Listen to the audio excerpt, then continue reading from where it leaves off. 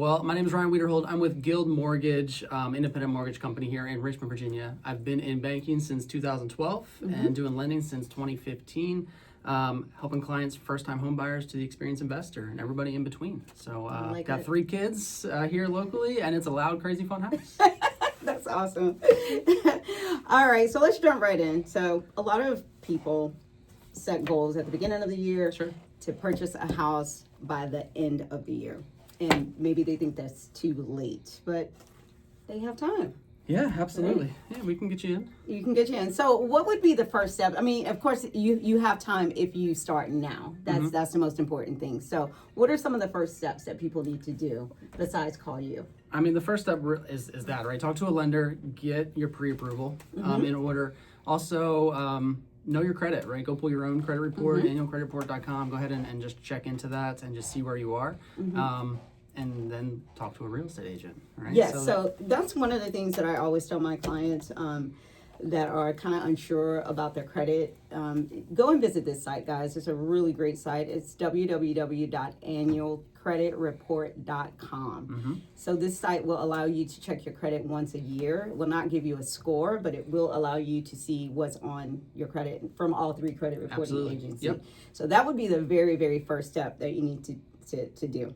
Now, so let's talk about the cost of waiting. So we see this market is crazy right now. It's very weird. There's a lot going on in today's market with the government shutdown, and people are kind of scared to purchase. They're scared to get off the fence. So talk to us about the cost of waiting, because with everything that's going on, it's still a great time to purchase. It's honestly an easy financial decision, right? So I can show you the numbers and make it make sense really easily. But I share all the time, right? Just buy the house. No matter what, we want to buy the house. You're buying, your home, but you're also an appreciating asset, right? So you're building wealth. And Tracy has a listing in Hopewell. So I decided to run some numbers specifically for that, right? So right now it's listed for $269,000, right? It's $269,000 house. So most people are going to buy that house with an FHA loan, put 3.5% down. And that is $9,415. And that principal and interest payment is going to be $1,648. So that's just for the loan, right? I'm not including taxes and insurance. That doesn't matter. That's going to be the same no matter what. But what does change is the loan. So appreciation in Hopewell, Richmond area, year over year. So that's how much your house will be worth in a year or in 6 months. It's about 4.5%, right? So that means if I buy a house right now, the same house will be 4.5% more in a year. And that's just how the market is. It's appreciating asset. So really, really simple. Let's look at this. If you buy right now versus waiting, here's a number: $269 to buy now. Wait a year, it's going to cost you $280,433, and that's just if you don't do anything. The house hasn't been updated. It's the same exact house 1 year later. It's $11,000 more. Wow. Here's where it gets even crazier: buy the house now and refinance when rates come down. So let's say you're like, I'm waiting a year because rates are going to get better. Well, great. The rates are 6.375 now. You wait a year, they're 5.875%. That's a $120 payment change a month, right? So, okay, you wait a year, you save $120, but you missed out on $11,433 of equity. Let's say you refinance in a year, refinancing on that home, that price, it's going to cost you probably $5,000. So that means now you've got that lower payment because you waited till the rates got better, but you already own the asset, and you still gain $6,113 in equity because we just took the cash from the equity gained in the refinance.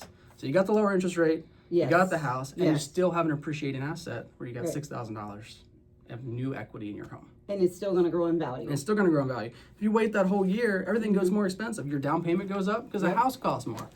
Your mortgage insurance goes up. All the homeowners insurance is going to, everything is going to cost more in a year than right now. So talk to us about down payment. You say your down payment is going to go up. What percentage? It's just a typical FHA buyer.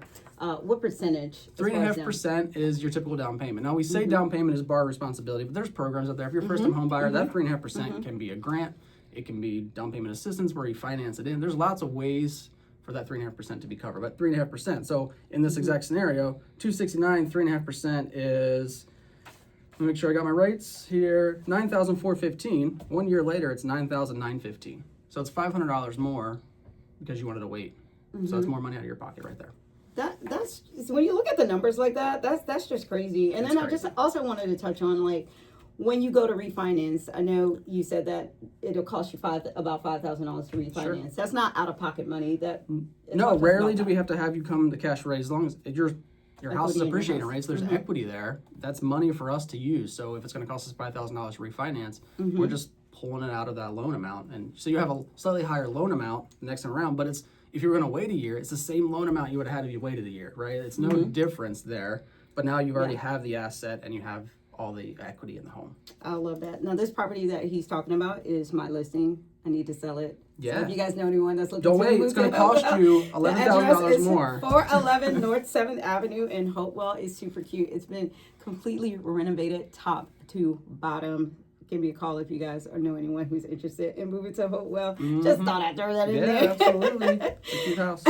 So let's talk about just about down payment and just getting started.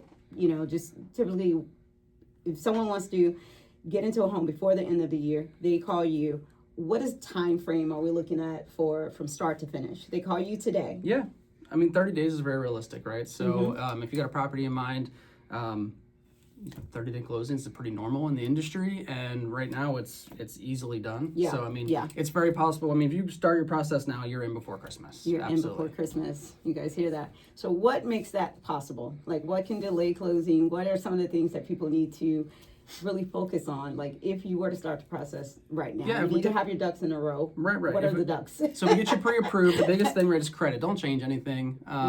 You got Christmas coming around. Everyone wants to buy lots of stuff, so then they go and spend $5,000 on a credit card for a bunch of gifts that people don't need. So don't do that, because you're monitoring. Once you're pre-approved and you go under contract on the house, your credit's being monitored. We want it to stay the same and not have any changes there. So if you're going to go blow a bunch of money, we're going to ask you about it, and it could affect your approval. Right. Don't quit your job. That's a big one. If you have to change jobs, let's talk about it. Right. Yeah. It doesn't mean it's a decline, but let's have that conversation. Life happens too. Same thing with credit. Right. If you're gonna car breaks down, I got to get to work. All right. Well, let's have a conversation. It doesn't mean the loan is dead and you're not going to be able to buy this house, but it could be an issue if you don't tell us. Yeah. And we find out 3 days before closing. Isn't that funny how people they don't tell you things that they've done and they don't feel that you're going to find out about it. That's the biggest thing. We had a housing crisis, and because of that, there is multiple layers of protection for the lender and for you to make sure that we're not setting you up for failure. Right. So we're gonna check your credit. We're gonna do all these things behind the scenes. A lot of stuff's happening behind the scenes. They're gonna check your credit, and they're gonna recheck your credit, and then they're gonna recheck it again. Like, they check your credit periodically throughout the home buying it's process. Constantly monitored. So if anything changes, I get an email at 8 a.m. and it tells me what's going on. Right. So let's talk about the people that set a goal, and they were going. They were doing great and everything, and life happens, right? Sure. You said that.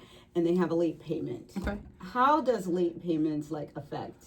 That's a great question. And honestly, it varies from person to person. So a late payment for the guy that is just starting his credit, maybe he's only got one credit card, one auto loan, and he went late on that auto loan, it's going to destroy his credit. It's going to be a big effect because he hasn't shown his ability or her ability, whoever it is, their ability to borrow money and pay it back. Right. You only have very little credit. You already went late. It's going to hurt your credit a lot more. Okay. To the guy that's, got 20 years of credit established, he's on a second home and he misses a late payment, it might not change much. You might get a few points change there. It really because especially if he's been current that whole time. Right. The blemish is not a big of a deal, right? So that's why establishing credit early is important. So, go ahead and get that secured credit card when you're out of high school. Don't go sign all the agreements that say, hey, you're approved for $10,000 credit and blow it. That's a bad idea. Very bad idea. I can speak personally to those mistakes. We all did it, though. So go get a $300 secured credit card where you put your own $300 in. They give you a $300 credit line. Go buy gas, pay it down. Just do that. You will build credit that way, and it's well established. Yeah, and keep that under, 10%? So 30% is like the industry norm, right? If you can, between 20 and 30% of usage is good. It's actually better for you to keep a small balance. I know it stinks, you got to pay a little bit of interest, but that shows that you have the ability to borrow and repay. If you just borrow it and pay it all off, that actually doesn't report to your credit rate. It shows that you made a payment, but you're just paying it off in full every time. We don't know you have the ability to maintain a balance and borrow money. You're not really borrowing money in that situation. You're just kind of floating money. Yes. Right. So I have certain credit cards that I have that have zero balances. Sure. That I just buy just let me buy some Victoria's Secret perfume just to keep the right. card at $50 or whatever, you know. But we should be doing that. Yeah, absolutely. I mean, it's a double-edged sword. People are like, I don't want to have to pay interest in it, but unfortunately, it's the only way. And right now, the system might be broken, but it's the only system we have, and it's how we track your ability to borrow and repay money. Yes, and another thing that I wanted to discuss as well, because this happened to me, when you're putting your stuff on auto pay. Sure. Because that's a great thing to put it on auto pay, but make sure you're going back periodically checking your auto pay to make sure that it's still active. Because that happened to me with our Target card, and I'm thinking like I've never been late, and you know it for some I don't know what happened, but just rule of thumb, just go check it like every 3 months, log in really quick, and just make sure and I'd say what is still coming out. One thing that's funny I picked out of this. Most people sign up for e-statements, right? There's all these credit. If you are concerned, like set up concerned about making your payments, don't sign up for get the mail copy, right? Actually, because it comes in, it's actually there in person. You see it, and you're like, oh man, I gotta make this payment. Sometimes e-statements, I mean, most time I don't even know they come to an email. And then if you don't have an auto payment set up, or it just causes the issue, and all of a sudden you're late, and it's too bad, right? It doesn't matter. Right, and if you guys set goals and you've fallen off the wagon, maybe you've had a late payment. You know, life be life, and sometimes, and you know, maybe things have happened in your life, and you've fallen off the bandwagon. You can definitely hop back on it. Yeah, absolutely. It's never too late. It may not be a 2025 goal, but it can very well be a 2026 goal. Yeah. So and you just need to have a conversation with the lender if that happens, right? If you're trying to buy a house and you want late on, it doesn't mean, I said, just how it affects people is so different, and it depends even what you went late on. So let's just have that conversation. Let's update your credit and see where you are.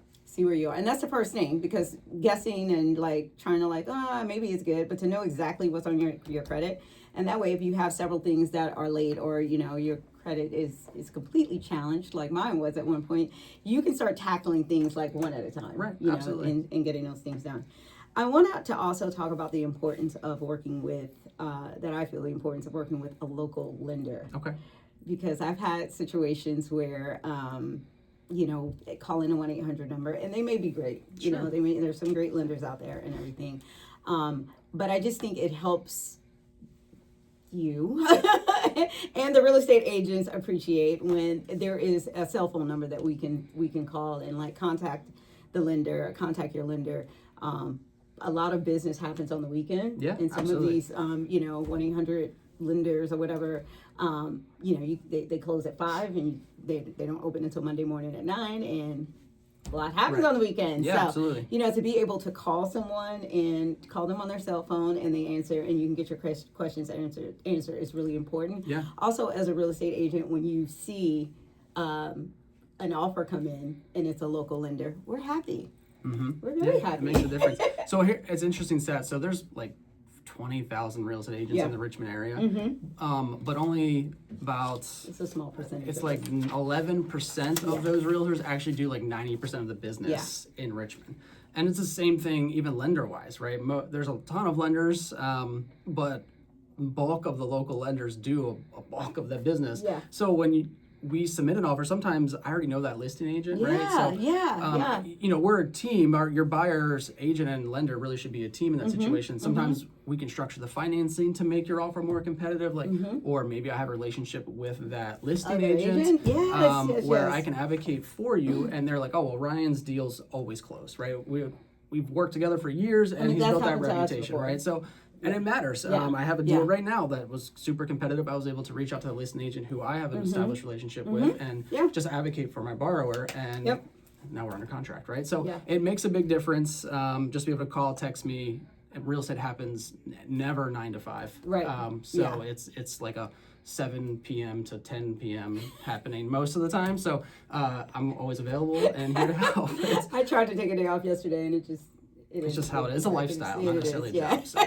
It is what it is. So, Ryan, thank you so much for joining me. Welcome. How can people contact you? Shoot me a text, right? 804-814-1001. Super simple, easy. Social media, you can find me. My name is Ryan Wiederhold, so there's no one else with that name. Google me, I'll pop up. I'm all over the place and trying to be active and present, so you can find me in lots of ways. And again, my name is Tracy Gerard. I specialize in working with first-time home buyers, real estate investors and military relocation, you can contact me on my cell phone directly at 804-400-0456. Thank you again, Ryan, for joining me. Thanks, guys, for watching. Later. We'll see you next time.